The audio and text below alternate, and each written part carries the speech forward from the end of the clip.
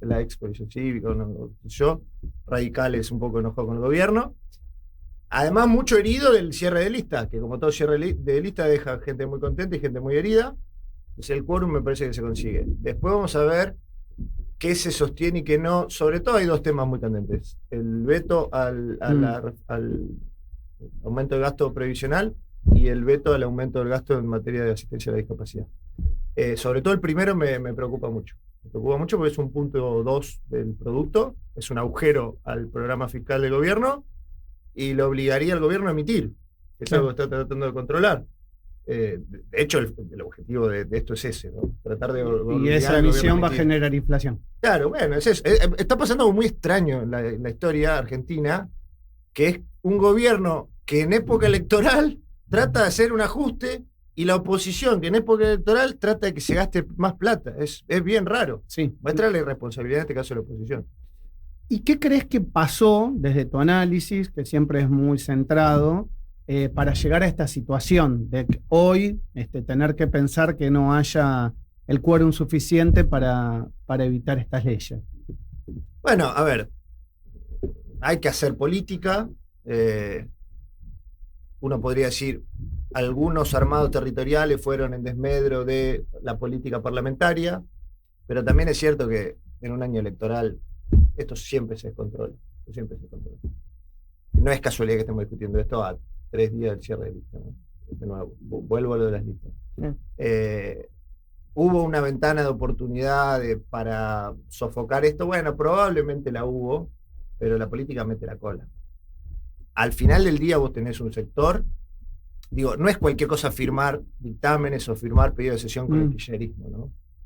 Estoy hablando del sector del medio. ¿Pero vos lo ves más como una presión de los gobernadores o una presión del peronismo / kirchnerismo? Esto es una presión del peronismo, kirchnerismo y de un sector del medio que se alía porque le sirve presionar al gobierno. Okay. Porque también se ven licuados en la elección de octubre. Entonces, mi crítica hacia, de hecho hay muchos son amigos ahí, pero al sector del medio, decirle, che, no es cualquier cosa firmar dictámenes, firmar pedido de sesión con el kirchnerismo en esta situación que está muy delicada, está todo muy frágil en Argentina, porque Argentina es frágil, salir de la fragilidad nos va a llevar mucho tiempo. Pero digo, se ha logrado bajar la inflación. Nadie te puede correr, digo, los planes sociales han crecido más que la inflación, una de las partidas que más han crecido presupuestariamente. Nadie te puede correr sos totalmente insensible a la dificultad de casa. Bueno, dejá que el gobierno lleve adelante la política económica. No le bombardees el corazón del programa, que es no emitir para no generar inflación. Esto apunta en ese sentido. Hace muchos años, cuando hablábamos en este programa, inclusive en reuniones o en cenas, que uno a veces se ve, siempre yo me acuerdo de Alejandro, de sus amigos, la gente, hablando de estas ideas de la libertad, que en ese momento eran, la palabra no es mal vista, pero sí minoritarias, y hoy, a medida que han pasado el tiempo y los años, es lo que la gente tiene en la cabeza. Exactamente. Y que la gente entiende, no al déficit fiscal, no se puede gastar más de lo que uno tiene. ¿Qué crees lo que pasó sociológicamente para que estas ideas que vos, la Fundación Libertad, vienen militando hace tanto tiempo, se hayan arraigado, se hayan amalgamado? Y bueno, obviamente esto lo tenemos que linkear con la aparición de Milei, me parece. No, totalmente, es que yo creo que al final del día el trigger fue Milei. Hayek, el premio Nobel de Economía, que tanto nos gusta a los liberales, decía que uno tiene que tener las carpetas listas, las ideas bien preparadas y articuladas, por si en algún momento le llega la hora a esas ideas, ¿no? Pero bueno, eso te llega a la hora por un montón de variables que no manejás, que no podés producir siquiera. Nosotros tenemos la suerte de que llegó un outsider liberal. En la mayoría de los casos llegan outsiders más de derecha, conservadores, con incluso ideas más proteccionistas. Sí, digo. Sí, claro. Trump y Milei pueden parecer iguales, son muy distintos, Sí, pero no extremadamente distintos, claro. Nosotros tenemos la suerte que el outsider que nos llegó por la liberal. Vamos a decir, bueno, te podría haber llegado por izquierda, como Chile, como un Boric, o como podría ser, no sé, Grabois. Bueno, podría haber pasado. Me cuesta ver que en la Argentina hubiera habido en ese momento mucho más lugar para la izquierda. Digo, ya estaba la pared. O sea, ya era medio desquiciado decir, no, Argentina necesita más impuestos, más intervención del Estado, más de eso. Entonces, era como que la salida era para el otro lado. Y bueno, me parece que Milei conectó muy bien con conceptos tales como la casta, con conceptos tales como el terraplanismo económico del kirchnerismo en ese momento, y conectó. Y ahora hay que aprovechar esto, digamos. Ahora, esto hay que aprovecharlo haciendo las reformas y mostrando que estas ideas, yo estoy convencido, a mí nadie me tiene que mostrar nada, pero estoy convencido que estas ideas generan más desarrollo porque empíricamente ha sido así en los países que a nosotros nos gustan. Ahora, bueno, hay que llevarlo a la práctica, y llevarlo a la práctica implica esa palabra que se llama política, que implica un montón de artes y de maniobras y de cosas que no son una línea recta. Claro, y para hacer esas reformas ahora tenés elecciones, eso le tiene que quedar claro a la gente, porque si no te termina pasando esto que les va a pasar hoy en el Congreso, evitar que... Y además por ahí tener esta consideración que dice Alejandro, que es cierta, ¿no? O sea, que la economía requiere de la política, ¿no? Sí. Y creo que acá, al principio un poquito de esto como que se desatendió, digamos, ¿no? Y ahora, bueno, estamos en la presión de que estamos justo frente a una... También es lógico porque la gente quería, quiero algo que no se parezca a un político. Claro. Bueno, vino algo que no se parece a un político. Nada. Claro. Tiene las virtudes de los que no se parecen a un político y también tiene los defectos que no se parecen a un político, porque tiene menos experiencia sabiendo hacer política. Después se rodea de gente que sí sabe hacer política. Claro. Pero bueno, es lógico que en esa impronta pasó 1 año y medio también. Exactamente. Es muy poco 1 año y medio. Para la debacle con el que se encontró. Totalmente. Convengamos, ¿no es cierto? O sea, este es un punto. Y además también, ¿cuál era el punto de inflexión que tenía la gente en ese momento? Que era el tema de inflación. ¿Entendés? Sí. Entonces era apuntar con los cañones ahí. Ahora y volvemos al comentario que hice yo esta mañana. Si Massa hubiese sido un buen candidato y la gente hubiese sido hoy candidato, y no lo es, ¿entendés? Exacto. O sea, la gente claramente no quería vivir con la inflación que tenía, creo si que no hubiese sido candidato. Sí, eso está bien, Maxi. No, y además creo que es una señal que ni Máximo Kirchner ni Sergio Massa estén en la boleta. Claro. Te da la pauta señal de que me parece que la elección les va a ir muy mal, ojalá. Y digo, un gobierno que está haciendo, muchacho, el ajuste duele, ¿eh?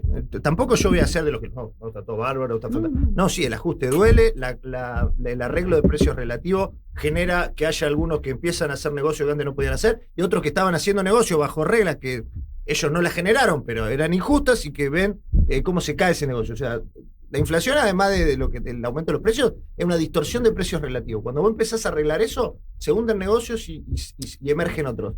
Todo ese proceso tiene destrucción y creación. Y estamos en eso. Y yo creo que se está ordenando para mejorar. Ahora en el medio hay dolores y hay cosas por el estilo. Yo no soy de los que te van a decir, está todo bien, no, para nada. Ahora, las cosas están mucho mejor y pasamos de una hiperinflación a una inflación controlable y tendiendo a desaparecer. Digo, el que no puede reconocer, el que no puede empezar diciendo, esto es muy bueno, y después si querés poner el pero, bueno, pues si no puede reconocer esto. ¿La desaparición completa cuánto es? ¿6 meses más? ¿1 año más? ¿8 meses más? No, yo creo que va a llevar un añito. O sea, cero va a llevar un tiempo. Sí, claro. Rezago. Sí. Pero la inflación cuando ya empieza a ser, en este país, en un país serio, dirían un montón. En este país deja de ser una preocupación. Y es lo que está pasando. Vos fíjate, la preocupación de la inflación está empezando a ceder para otras preocupaciones. Sí. Lo cual también genera, Manolo Moray Araujo tenía un libro, que en paz descanse, tenía un libro que se llamaba La bipolaridad argentina, y mostraba cómo llegan las presidencias con una demanda, y muchas veces se abrazan esa demanda, y una vez que la solucionan, la gente dice, no, a mí qué me importa, pero ¿y dónde está, no sé, la seguridad, o dónde está no sé qué? Claro. Bueno, también pasa eso, ¿qué querés? La sociedad es así y es lógico que pase eso. Pero hoy creo que a Milei, haciendo un ajuste muy fuerte, muy brutal, le digo en el buen sentido, la gente todavía lo está valorando, y mucho electoralmente. Bueno, eso es lo que vuelve loco a la gente con la que hoy vamos a ir a luchar en Congreso. Están tratando, saben que la ventana de oportunidad para hacer la zancadilla es esta, ahora, digamos, se quedan un par de meses. Alejandro, entonces, a partir de esto que vos decís y de lo que vivenciamos todos todo el tiempo, es difícil constituir una buena institucionalidad, ¿no? Sí, muy difícil, muy difícil. Yo le tengo esperanza, es muy buena la pregunta, Guille, porque además al final del día, esa es la clave del desarrollo sostenible. Claro. Porque nosotros queremos que al país le vaya bien después de Milei, después de Juan Pérez, que es más serio, después del otro. Claro. Entonces, yo creo que el reducir a la mínima expresión al kirchnerismo, como está, por ejemplo, pasando en Bolivia ahora. Sí, con Evo Morales, sí. No te digo que ya es institucionalidad, no es condición suficiente, pero sí necesaria. Cuando vos tenés a Luna Bomber, digamos, reducido al, ojalá, no sé, 10% de una cámara, porque tienen el Senado todavía muy grande, lleva tiempo, lleva procesos electorales, bueno, ahí podés, a mí no me gustan mucho los que se llaman centristas, porque suelen ser un poco, pero si la oposición es solo el centrismo, ¿entendés? Si la oposición es solo el centrismo, y la centro-derecha y el liberalismo, bueno, está bien. Cuando nos saquemos el componente más tóxico de la política argentina, ahora nos va a llevar un par de elecciones. Ahora, esto también depende del ciudadano, que no solo tiene el derecho a votar, sino tiene la responsabilidad de ir a votar. Claro. De tomar decisiones. Cuando yo voy a votar, tomo una decisión de dónde quiero vivir, de qué manera quiero vivir. Y es un buen punto ese, porque amigos del gobierno, del Poder Ejecutivo, me dicen que están mirando con atención la ese abstención, tema, sí. Claro. Que está siendo un denominador común en todas las elecciones y en todos los distritos, y que responde también a la misma ola emergente que hizo surgir a Milei. La gente se hinchó un poco los huevos de la política, claro. Y es lógico, y llegó Milei como una cara nueva y demás, pero bueno, ese componente sigue existiendo. Entonces, también esto, ¿no? Si queremos cambios sostenidos, bueno, tenemos que hacernos responsables con el voto. Yo siempre soy pro, yo creo que el voto es voluntario en este país, de facto es voluntario, digamos, porque la sanción es nula y no existe. Yo siempre aliento a la gente a ir a votar. Llamaba mucho la atención, Alejandro, ayer con la problemática que tuvimos de las inundaciones y demás en el conurbano, sí. La cantidad de gente que en el conurbano, frente a la situación que estaba viviendo, pedía a sus compatriotas que fueran a votar. Claro. O sea, porque yo creo que es algo que se está como institucionalizando, porque vos ves que si no, no te quejes. Sí. ¿Entendés? Claro, o sea, claro. Si no, no te quejes. O sea, esto es muy sencillo. Sí, y tenés en Argentina, a ver, a mí yo no me enamora el hecho de que tengamos que ir a votar cada 2 años, creo que es un problema para las políticas públicas al final del día, pero bueno, viendo el lado positivo, cada 2 años tenés la oportunidad de ir a decir me gusta esto, me gusta lo otro, sí. Claro. Ejercer, si lo mirás desde ese lado claro, es importante. No te eternizás, ¿entendés? Tenés el tiempo justo como para. Ale, sé que tenés que ir al Congreso, pero ¿Santa Fe? Y Santa Fe está en un proceso constitucional abierto, vos lo sabés, está reformando la Constitución. A mí me gustaba la regla de un solo mandato y a tu casa. ¿Qué querés que te diga? Como en Mendoza. Para mí, y quizá le estoy pidiendo demasiado a esa regla, pero Santa Fe siempre tuvo las cuentas fiscales relativamente ordenadas, incluso cuando tuvimos gobiernos peronistas, ¿no?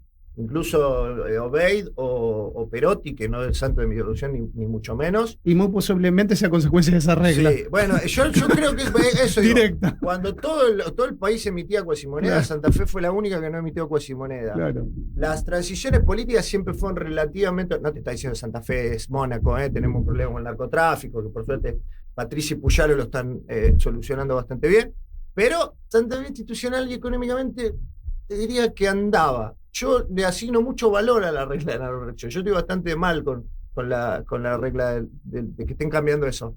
También entiendo, en todas las provincias hay 2 mandatos, bueno, puede ser. Ahora, abrieron esa caja de Pandora por esa regla, y las cosas que se están discutiendo hoy, y las cosas que van a terminar metiendo en la Constitución, me parece que va a ser para peor. Yo soy bastante pesimista del proceso constitucional santafesino. Y después electoralmente, mirá, el PRO en Santa Fe, que es una de las cosas que yo le decía a colegas ahí que están con una visión distinta, mira, tienen que explicar por qué tienen más diferencias con Milei que con el socialismo santafesino, digo, que con claro. Digo, yo vos me conocés, yo me llevo con todo el mundo y está claro. A mí las ideas compiten, después las personas. Ahora, yo puedo hablar con Paulón, qué sé yo, pero digo, yo no tengo nada que ver con Paulón.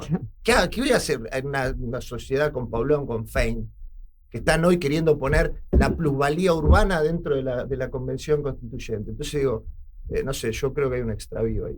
Yo no me siento representado ahí y no me interesa. ¿Y políticamente cómo ves esto del cambio de Esteban Paulón electoralmente de Santa Fe a la capital?